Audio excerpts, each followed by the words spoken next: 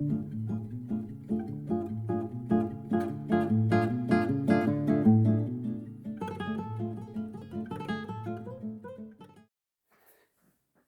once again, 5 minutes with Sean, maybe 10. As always, I appreciate you joining us to start your week. If that's when you watch it, you can watch it anytime on the YouTube channel, so it doesn't really matter. But for now, I'm talking about Monday morning, getting things started. All right, so I told you last week at the end of my Time Client interview that I was going to introduce you to a new metric. I promised you that, and I'm going to. So it's not really a metric. It's something I play with. It's a new acronym, if nothing else. It is the T2D, okay? That is time to deal. Do you know the time it takes someone to transact with your dealership? Because I contend that it isn't about tech or more of nonsense. It's about speed and the ability to keep the consumer engaged, move them through the process, out the door, and into their car. That's what I believe. So some of us know the time that a lead comes in and the time a lead closes. That's cool. That's great. A lot of us know the number of days our vehicles sit in our lot before they sold. We all know our average is there. Great. However, what do we really know about on-site transactional times? When I was working for the OEM, the coolest thing I'd ever seen the OEM do, we used to have to go in as groups. I was a digital marketing guy, many other people, service, sales trainer, all this stuff. Come in as a group and we do these sort of like, deep dives across the whole place. And the engineer dudes who would sit there with stopwatches and they'd watch the deals going from the desk back to the desk, back to the here, back there. They just sit there like this. It was awesome. They'd come to me and be like, did you know it took 6.5 hours for that last customer to buy a car? Right? That's the time to deal I'm talking about. That's what I want to know is from the second they set foot in the showroom, how long does it take them to get the deal done? My father, when I was younger, ran McDonald's stores across Illinois. And he had, in one of his stores that he mainly was based out of, he had the fastest drive-through in the state of Illinois. It's just crazy, right? It goes on. The guy had the best time. How did he do it?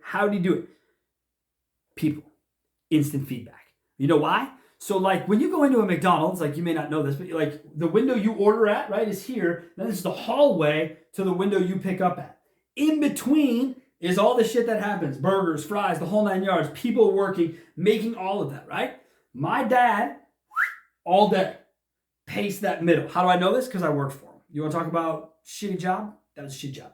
However, he'd run the hallway, man. He'd listen. He'd hear a customer on the front say something during their order, and then he'd go back to make sure it happened on the delivery side. And he was always watching. Had a clock up in the corner, dude, running timer. Every time you had to close out a deal, if you will, you had to hit the timer. It logged it, and then it gave you a mass time for the day, right?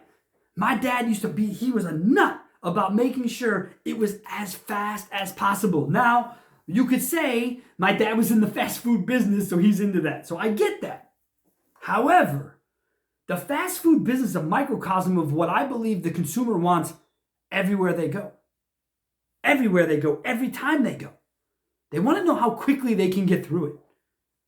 I may be wrong. I know that's what I look at. People say, well, that's you. You might be wrong. Well, fine, that might be me. But when I started selling cars and I got really into it, I started to do a Domino's bit when I was selling Subarus in Colorado. Man, I was 30 minutes in and out, or I give you free oil changes for the next 6 months or 2 years, whatever it was.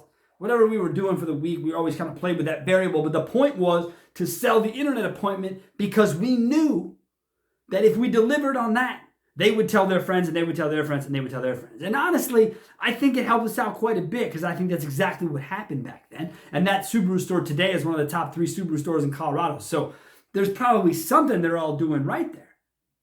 But why was it important to me? Because it's all I could think about. If price was the same, if the people were the same and the car was the same, what was going to set people apart? The process. It's going to be about the process. Now, just because I say I want things fast does not mean I accept disorganization or fucked up paperwork. That ain't it. It's about being tight and right as frequently as possible. So when you go and you start to think about What metrics are important? What should I look at? Start to look at time to deal. Have some fun with it, dude. Your cell phone, which I would normally pull up, but I'm using to record this fine episode because we use such high tech over here. I would hold up my cell phone and I would tell you that everything you need to know is right. It's a timer on your phone. Just hit it. Just as a GM, just walk out to the showroom, watch a cardio and hit it. And see how long that thing runs for before that deal gets billed. And then ask yourself, would I do that? That's how I figured it out. I watched my guys transact, and as soon as I did that, I became nauseous. Because there's no fucking way I'm going to sit somewhere for 3 hours. I'm ADD at best. We got to move. Doesn't mean I'm not here to spend. Doesn't mean I'm not here to do the right thing. We have to move. So keep it in mind. Tell me what you think. And if I'm out of my mind, hey, I'm happy to hear it. But if you think I'm onto something, let's start tracking it. Let's start getting some data. Create a spreadsheet even. Either way, dive into your process. I'm guaranteeing that's where you're missing things. Thank you guys so much. We'll see you again next week.